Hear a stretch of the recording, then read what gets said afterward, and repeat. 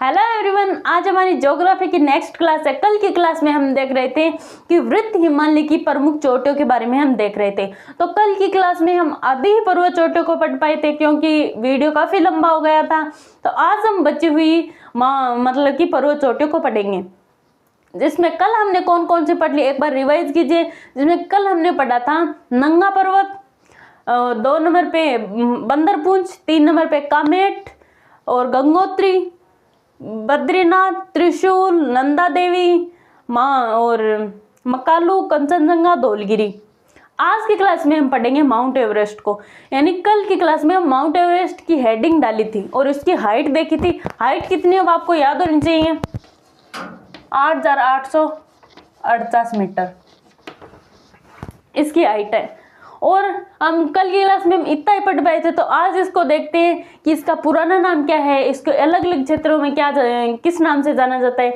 जैसे कि इसका पुराना नाम है पीक 15, तिब्बती भाषा में इसे जाना जाता है, यानी तिब्बत की भाषा में इसे जाना जाता है चोमोलुंगमा, यानी पर्वतों की रानी। नेपाल में इसे कहा जाता है सागरमाथा, यानी आकाश की देवी। इस प्रकार इसको अलग अलग क्षेत्रों में अलग अलग नाम से जाना जाता है। तो चलिए हम लिखते हैं, जो ये माउंट एवरेस्ट है ये विश्व की सबसे ऊंची पर्वत चोटी है। और ये कहाँ पे स्थित है, ये नेपाल और चीन की सीमा पर स्थित है। तो पहले इसकी स्थिति देखते हैं, फिर आगे बढ़ते हैं कि इसी कौन कौन से क्षेत्रों में क्या क्या नाम से जाना जाता है। पहले इसकी स्थिति देखते हैं। यह विश्व की सबसे ऊंची पर्वत चोटी है, ये तो आपको पता ही है। विश्व की सबसे ऊंची पर्वत चोटी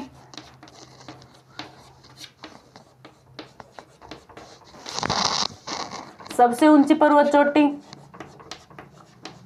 और ये कहां पे है, ये नेपाल और चीन की सीमा पर, चीन की सीमा पर स्थित है।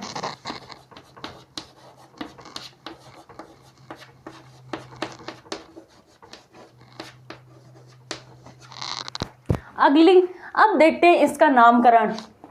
नामकरण तो वैसे हो गए हैं कि इसका पुराना नाम क्या है। पुराना नाम है इसका पीक 15, यानी पीक 15। इसका मतलब तो पता नहीं क्या होता है, लेकिन हमारे रटने वाली बात है। इसे तिब्बत में इसे क्या कहते हैं, तिब्बत में इसे कहते हैं चोमोलुंगमा। इसका मतलब क्या होता है, इसका मतलब होता है पर्वतों की रानी, पर्वतों की रानी। यानी माउंट एवरेस्ट है ये तिब्बत के अनुसार पर्वतों की रानी है ये। इसे नेपाल में क्या कहते हैं, नेपाल में इसे कहते हैं सागरमाथा, सागरमाथा। इसका मतलब क्या होता है, इसका मतलब होता है आकाश की देवी, यानी माउंट एवरेस्ट आकाश की देवी है, आकाश की देवी। तो ये था हमारा माउंट एवरेस्ट का बेसिक। ये इसकी हाइट है जो कि 8,848 है और ये विश्व की सबसे ऊंची पर्वत चोटी है। और इसे ये नेपाल व चीन की सीमा पर स्थित है। इसे इसका पुराना नाम पीक 15 है और इसे नेपाली भाषा में सागरमाथा कहा जाता है और तिब्बती भाषा में इसे चोमोलुंगमा कहा जाता है। अब देखते हैं कि माउंट एवरेस्ट पर प्रथम चढ़ाई किसने की, तो वो कौन से देश का था, उसका क्या नाम था, प्रथम महिला कौन सी थी, प्रथम भारतीय महिला कौन सी थी। तो वो थोड़ा नॉलेज हम देख लेते हैं। तो ये हो गया हमारा।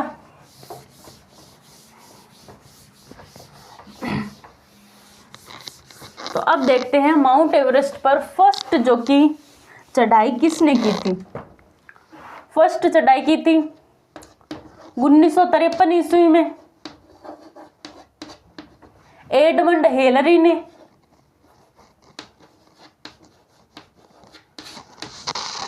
एडमंड हिलरी ने, जो कि न्यूजीलैंड का था।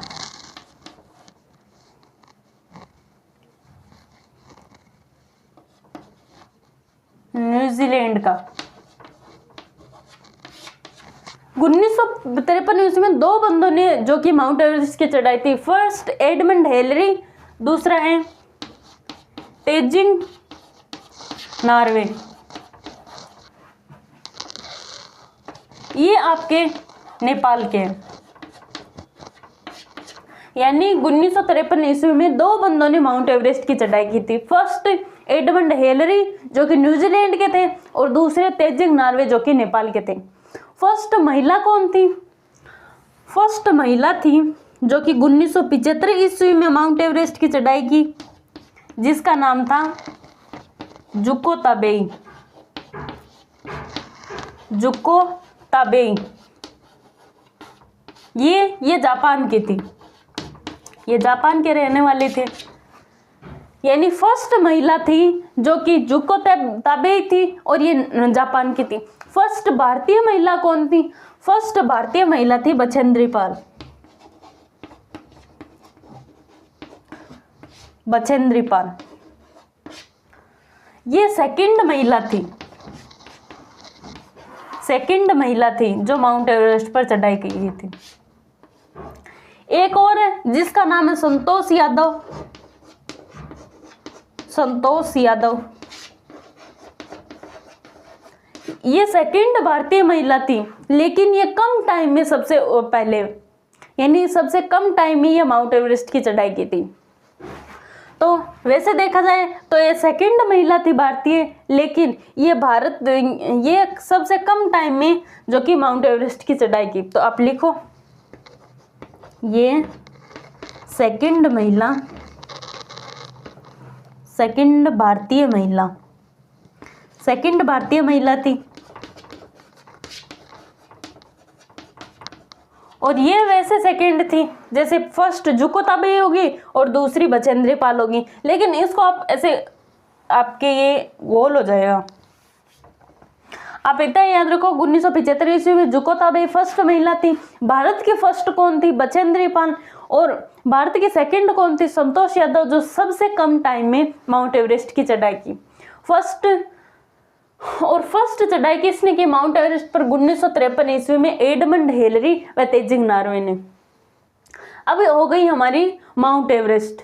अब अगली आती है, यानी कि अगली पर्वत चोटी आती है हमारी कौन कौन सी हो गई? नंगा पर्वत, बंदरपूंछ, कामेट, गंगोत्री और त्रिशूल, बद्रीनाथ, नंदा देवी, धौलगिरी, अन्नपूर्णा, मंसालू, माउंट एवरेस्ट। अब आती है मकालू। मकालू ये भी नेपाल की है। अब आपको पूछ रहे नेपाल की कौन कौन सी है? धौलगिरी, अन्नपूर्णा, मंसालू, माउंट एवरेस्ट, मकालू, ये नेपाल की है। अगली आती है आपकी कंचनजंगा। कंचनजंगा, कंचनजंगा। अब आपको पिछली भी याद हो गई होगी। अब आपको पूछ ले कि नंदा देवी की हाइट कितनी है, यानी नंदा देवी की हाइट कितनी है? नंदा देवी की हाइट, ये हिमालय की सबसे ऊंची पर्वत चोटी थी जिसकी लंबाई 8126 यानी 8126। अब कंचनजंगा की कितनी है? कंचनजंगा की हाइट है 8591 मीटर। ये जो कि भारत की तीसरी सबसे ऊंची पर्वत चोटी है। नहीं, वर्ल्ड की तो है तीसरी और भारत की है दूसरी। अब देखते हैं विश्व की तो ये तीसरी है और भारत की दूसरी है। अब आपको पूछ ले भारत की फर्स्ट कौन सी है? माउंट केटू, गोडविनास्टिन या छगोरी वो, और सेकंड कंचनजंगा। और विश्व की फर्स्ट माउंट एवरेस्ट, दूसरी माउंट केटू और तीसरी कंचनजंगा। इसके मतलब इसमें कौन सा ग्लेशियर आता है, कौन सी नदी आती है? तो इसमें ग्लेशियर आता है आपका जो कि इसमें तीस्ता ग्लेशियर, जम्मू ग्लेशियर आता है व तीस्ता नदी आती है। यानी कंचनजंगा पर्वतीय ढाल पर जम्मू ग्लेशियर से तीस्ता नदी निकलती है। तो ये भी लिखो आप। सिर्फ सीधा कीवर्ड लिख लो, जम्मू ग्लेशियर से तीस्ता नदी, तीस्ता नदी निकलती है।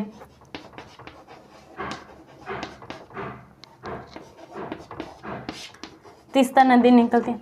जिस प्रकार हमने नंदा देवी को पढ़ा था कि नंदा देवी के समवर्ती भाग में नंदा देवी जैवमंडल आगार की स्थापना की गई, उसी प्रकार कंचनजंगा के समवर्ती भाग में कंचनजंगा जैवमंडल आगार की स्थापना की गई है।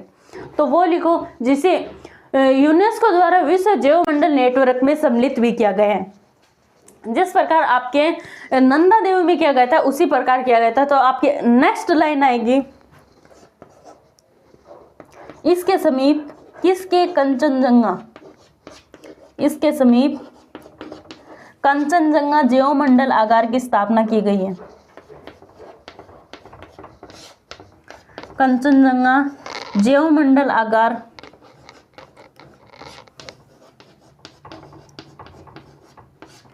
जैवमंडल आगार की स्थापना की गई है, की स्थापना की गई है, की गई है, जिसे विश्व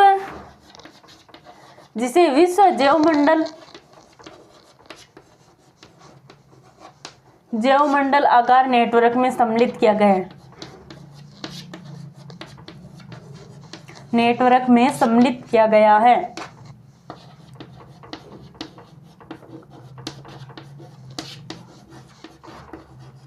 किया गया है।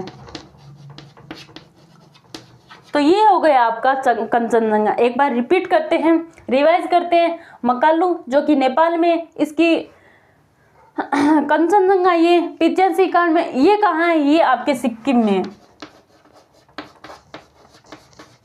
सिक्किम में। और ये विश्व की 3rd व भारत की 2nd जो कि ऊंची पर्वत श्रेणी है। अब देखते हैं इसमें इस कंचनजंगा के पर्वतीय ढाल पर जम्मू ग्लेशियर रहता है जिससे तीस्ता नदी निकलती है। इसके समीप कंचनजंगा जैवमंडल आगार की स्थापना की गई थी और जिसे विश्व जैवमंडल आगार नेटवर्क में सम्मिलित किया गया था। और इसकी हाइट कितनी है, इसकी हाइट है जो कि 8,598 है। सॉरी, यहाँ पे मैंने 91 लिख दिया था लेकिन ये 98 है। और ये हो गई आपकी कंचनजंगा। अब अगली पर्वत चोटी आती है जिसका नाम है, अब पिछली एक बार फिर से रिवाइज करो कौन कौन सी हैं। एक बार हमने जितनी भी पढ़ ली 13 या 14 उसके आपके नाम होने चाहिए। एक बार याद करो, नंगा पर्वत, बंदरपुंज, कामेट, गंगोत्री, फिर बद्रीनाथ, त्रिशूल और नंदा देवी, धौलगिरी, अन्नपूर्णा, मंसालू, माउंट एवरेस्ट, कंचनजंगा, कुला कांगड़ी। कुला कांगड़ी, अब अगली हमारी आती है कुला कांगड़ी। ये पर्वत चोटी है, इसकी हाइट आपको याद रखने की जरूरत नहीं है, ये भूटान में है, बस इतना याद रखना है। लास्ट पर्वत चोटी है जिसका हमने नाम पहले पढ़ लिया था, जिसका नाम है नामचा वर्मा, नामचा बरुआ। ये कहाँ है, ये अरुणाचल प्रदेश में। ये छोटी छोटी पहाड़ी है जिसको आपको बस इतना याद रखना है कि ये कौन से जिले में है, ये आपके अरुणाचल प्रदेश में। तो ये आपकी पूरी हो गई, ये 15 हो गई शायद, आपके 14 या 15 जितनी भी हैं जो आपके वृत्त हिमालय की प्रमुख पर्वत चोटियां हो गई। अब आते हैं हम वृत्त हिमालय के प्रमुख पर्वत चोटियों के बारे में पढ़ा, अब हम पढ़ेंगे वृत्त हिमालय के प्रमुख दर्रों के बारे में।